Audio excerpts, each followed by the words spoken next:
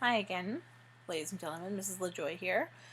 Today we're going to look at modeling with formulas and algebra. So this is modeling. Not modeling on a runway, but modeling information.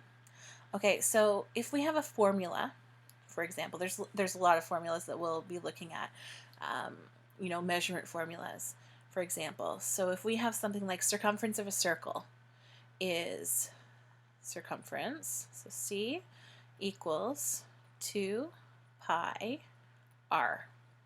Now we can rearrange this formula to suit the question. For example, if we want to find the radius, so we can rearrange this, right? I want to get the radius by itself. So how do I do that?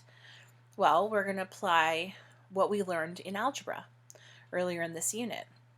In order to get this is like 2 times pi times r, right? So this is all multiplication. So what is the opposite of multiplication? Division. If I want to get the r by itself, I'm going to divide by 2 pi. But if I do that to one side, I have to do it to the other side, right? So these two will eliminate. They'll eliminate each other.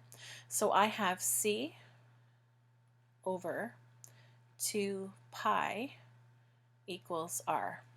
Or I can just rearrange that and say r equals c over 2 pi. So all I've done is rearranged the formula by applying my knowledge of algebra, that in order to isolate, I'm going to use the opposite operation. So now let's apply models to some word problems. So I'm going to clear this now. Let's choose a new color. Okay, so in terms of using models in algebra, so modeling,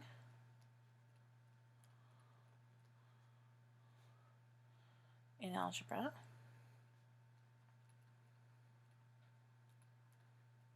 so we want to use a model to help us solve a problem. So we do this to solve a problem.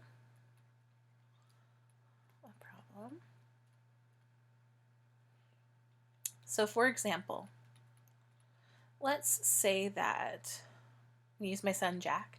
So Jack works at the concession stand. He doesn't actually, he's only 8. But we're going to say, just for the sake of argument, he works at a concession stand at an arena.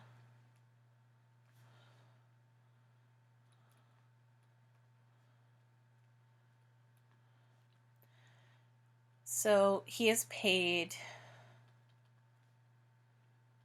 say, $14 an hour.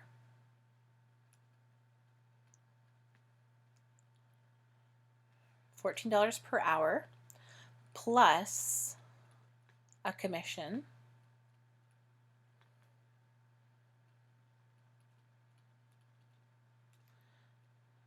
of 10 cents for every bag of popcorn he sells.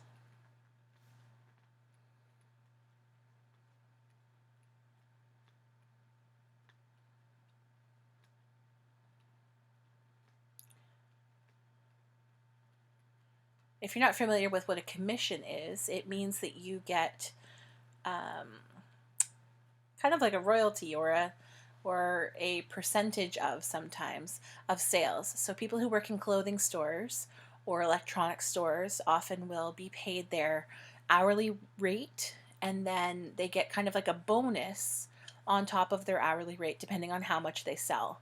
So he's going to make a commission here at this concession stand. So every bag of popcorn that he sells, he earns an extra 10 cents. Okay, so we're going to model this in an equation. We want to create an equation to model this problem. So this is where we start to use a let statement. So we have two parts of this equation. Let's change our color again. Two parts of the equation. we have his hourly rate, and then we have his commission of 10 cents. So those things together are going to create his total earnings, but we need to represent those two different parts of the question. So I'm going to say, let H represent hours worked,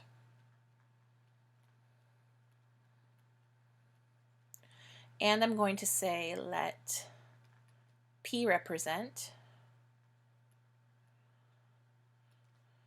bags sold.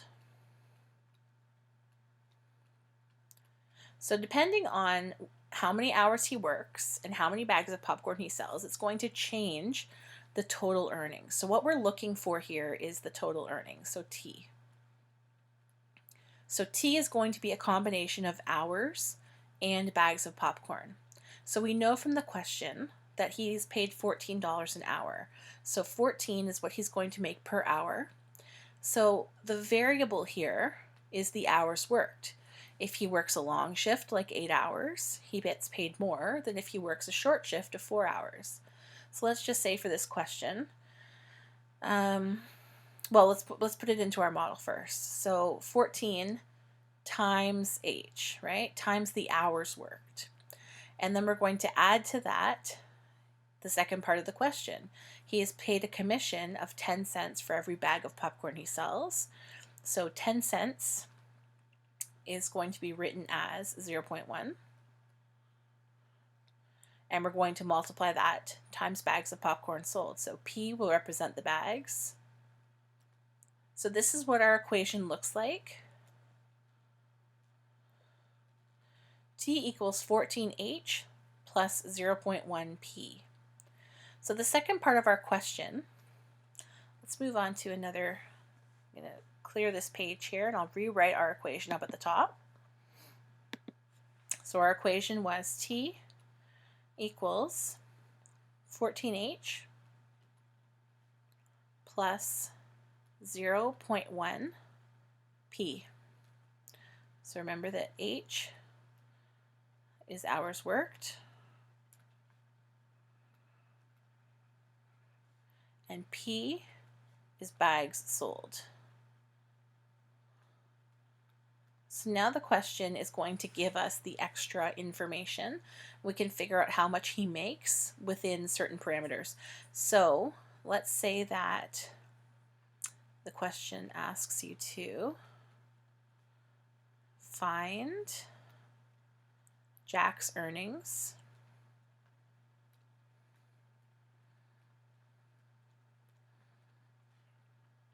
if he sells, if he sells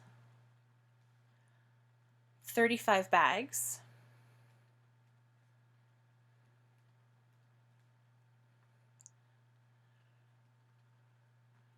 during his 5-hour shift.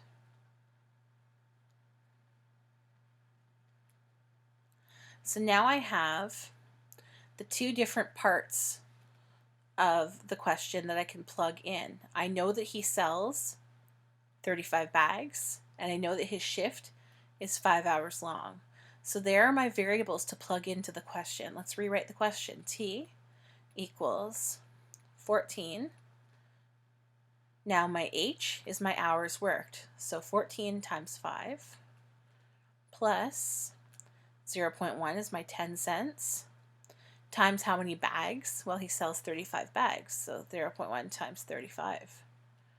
Now I can figure out his total earnings if I solve this part of the question. So T equals 14 times 5 is 70, and 0.1 times 35 is going to be 3.5. So 70 plus 3.5. So 70 plus 3.5 will be 73.5. So therefore, remember when we're doing a word problem, we always have to write our therefore statement at the end. So therefore, Jack earns, or Jack's total earnings